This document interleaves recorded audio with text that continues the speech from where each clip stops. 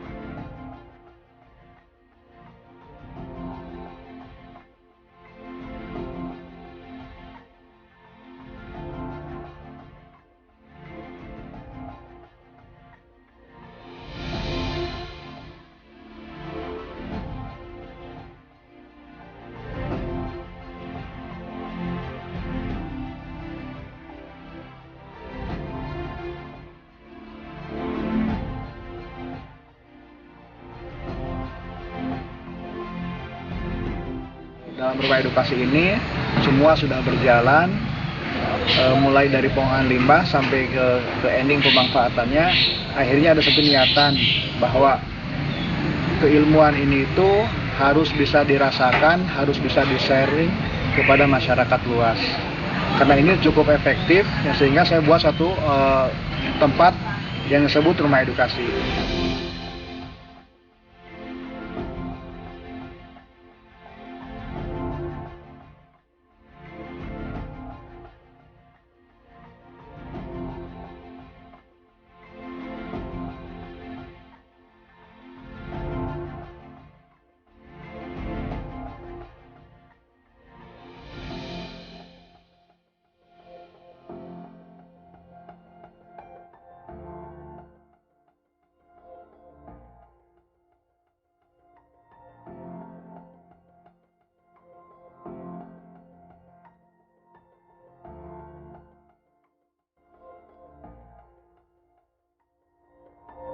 Jadi gas metan ini itu ramah lingkungan, tidak akan berbahaya buat tidak akan misalkan meledak dan sebagainya ini karena dia ringan dari udara.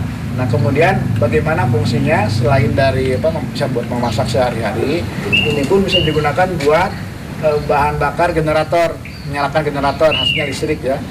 Kemudian bisa pula juga gas metan ini digunakan buat rice cooker, kemudian buat patrobang dan sebagainya gitu ya.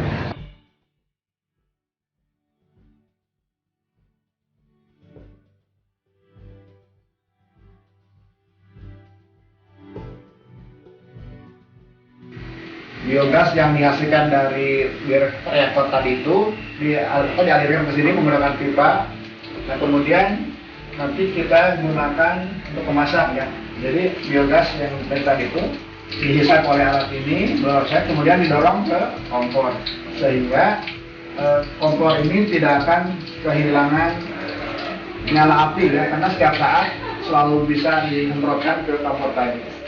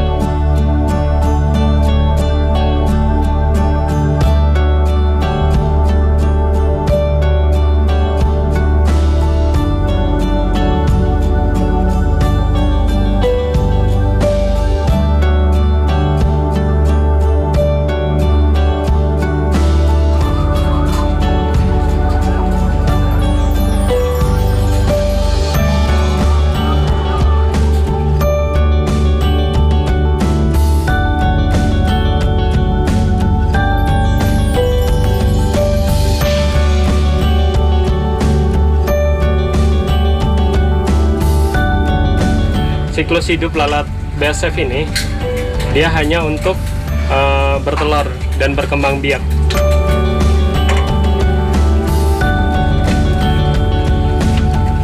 Kita coba lihat ini yang sudah ada telurnya. Ini telurnya. Kita coba akan panen. Teknik memanennya, memanen telurnya. Kita buka karetnya.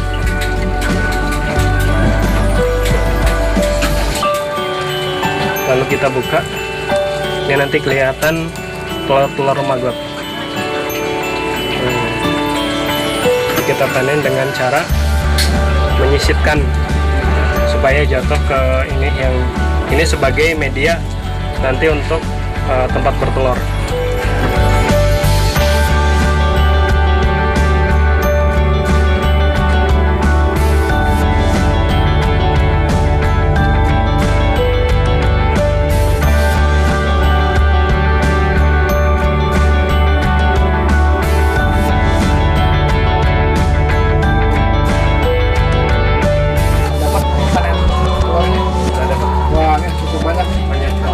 Sampai 5 gram.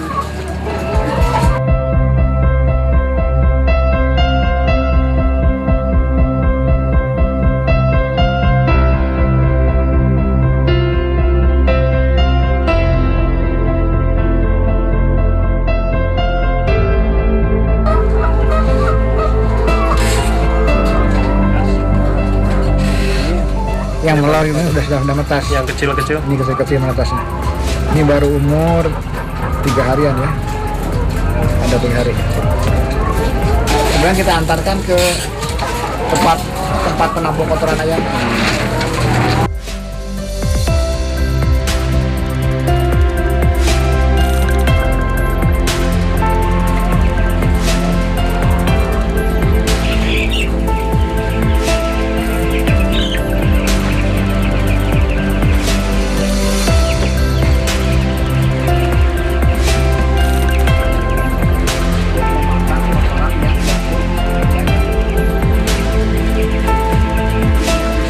Dia bakal memakan kotoran sehingga jadi butiran-butiran lembut. Ini cash growth, ini kompos dari maggot. Ini udah bisa langsung digunakan untuk tanaman. Ini kotoran ayam langsung dimakan habis. Ini tuh kotorannya tidak berbau karena kita minumnya menggunakan tadi probiotik dari fermentasi sampah dapur. Kotoran atau feses ayam tidak bau karena amoniaknya sudah terurai dalam perut.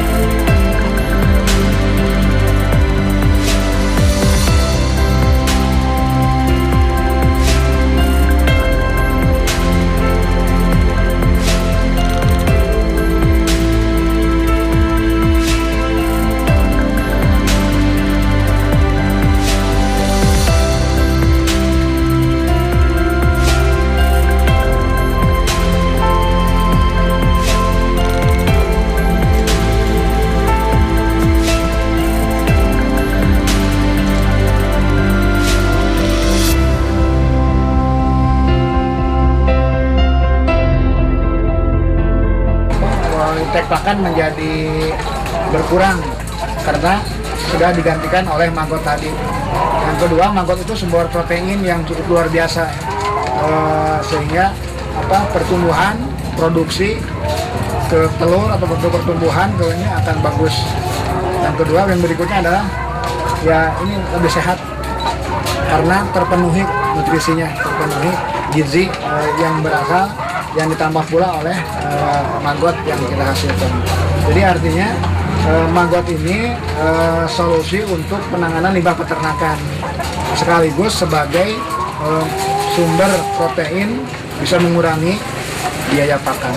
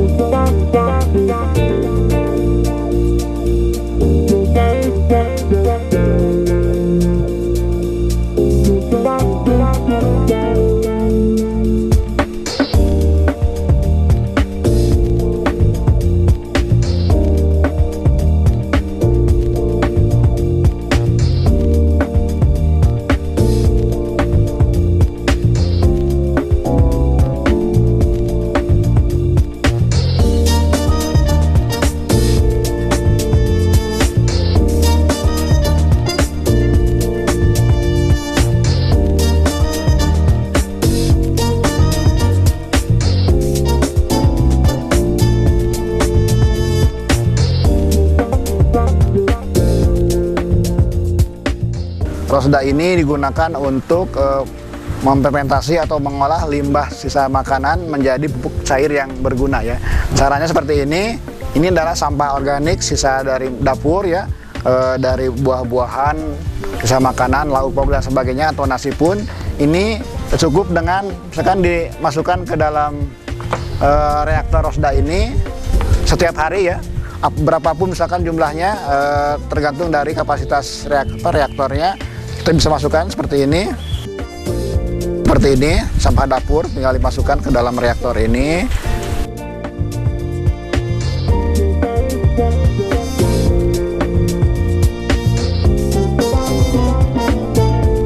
Bisa tambahkan, ini adalah starternya, starter untuk mempercepat reaksi proses penguraian dari di Rosda ini sampah ini.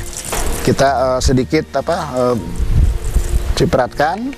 Setelah itu, jadi setiap memasukkan sampah maka usahakan tambahkan starter supaya mempercepat reaksi. Setelah itu kita tutup kembali seperti ini dan biarkan. Nah, setelah 4-5 hari ini dari setelah masukin sampah, kita bisa memanen pupuknya dengan cara kita misalkan seperti ini. Kita ambil misalkan botol mineral seperti ini, kemudian kita buka kerannya dan kita tampung pupuk cairnya. Pupuk cair ini bisa kita gunakan untuk memupuk tanaman. Tapi harus diingat bahwa ini itu harus dicampurkan dengan air, diencerkan. Kenapa ini merupakan biang? Kalau terlalu banyak tanpa diencerkan maka akan bermasalah buat tanamannya. Kita tambahkan seperti ini.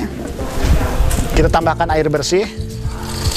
Dosisnya 20 ml POC Rosda ini ditambahkan dengan air 1 liter.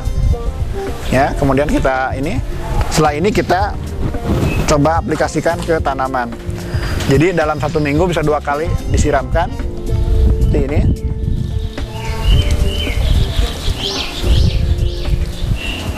Ini tanaman cukup subur, alhamdulillah, karena nutrisinya cukup bagus ya. Ini pun misalkan ini contoh dari sosin, tanaman sosin atau sawi ini. Kemudian pakcoy, ini umurnya baru 3 minggu tapi luar biasa, sudah tumbuh dengan cukup baik. Jadi ini tuh sampah tadi itu bisa menjadi sumber pupuk organik yang baik jika dikelola dengan cara ataupun alat yang baik pula, seperti itu.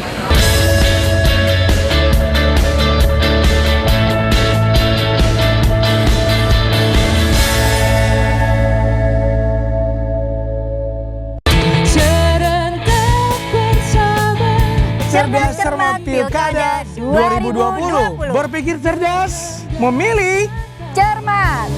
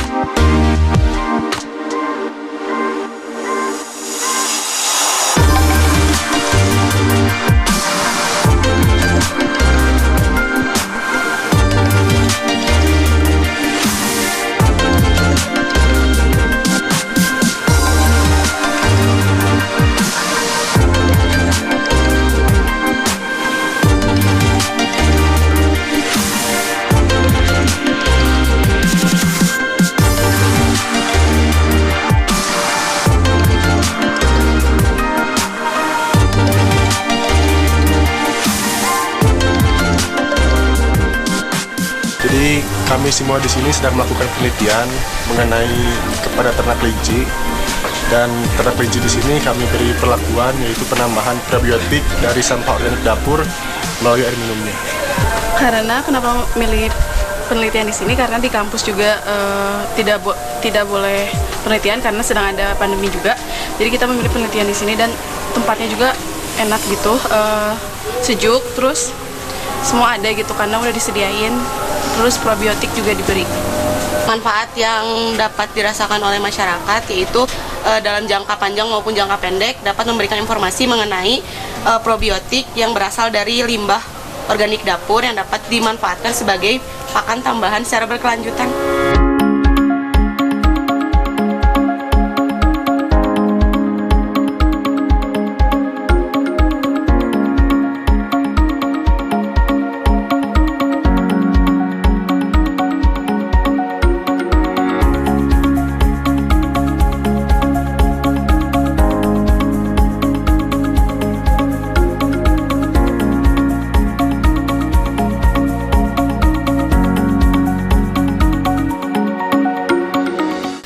Saya belanja di sini soalnya sayurannya lebih sehat, harganya terjangkau, lebih enak, kualitas bagus.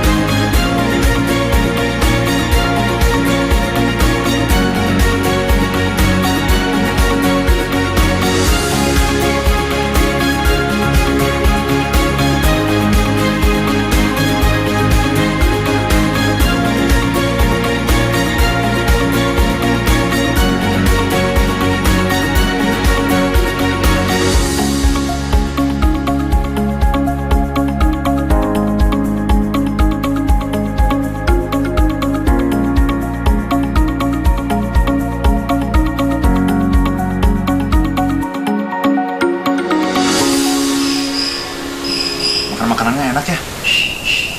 Pertama sih ada sayuran yang segar, hijau, organik lagi. Sambalnya mantap.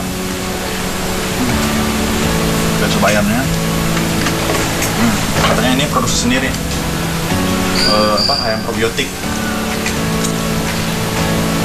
Coba. Gurih, beda dari yang lain. Lebih empuk. Terus aromanya tuh beda, ada cita tersendiri.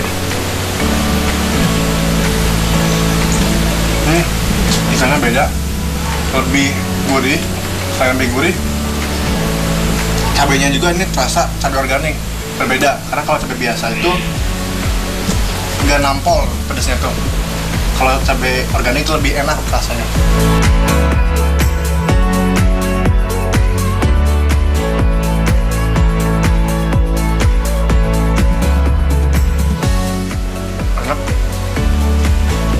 Rasa sayurnya tuh nggak ada, jadi kayak rasa bener-bener mie ayam, terus pakai ayamnya ayam sehat loh, jadi pas cocok buat segini tuh. Oh ya, bahan dasarnya itu sayur sosin juga ya? Sayur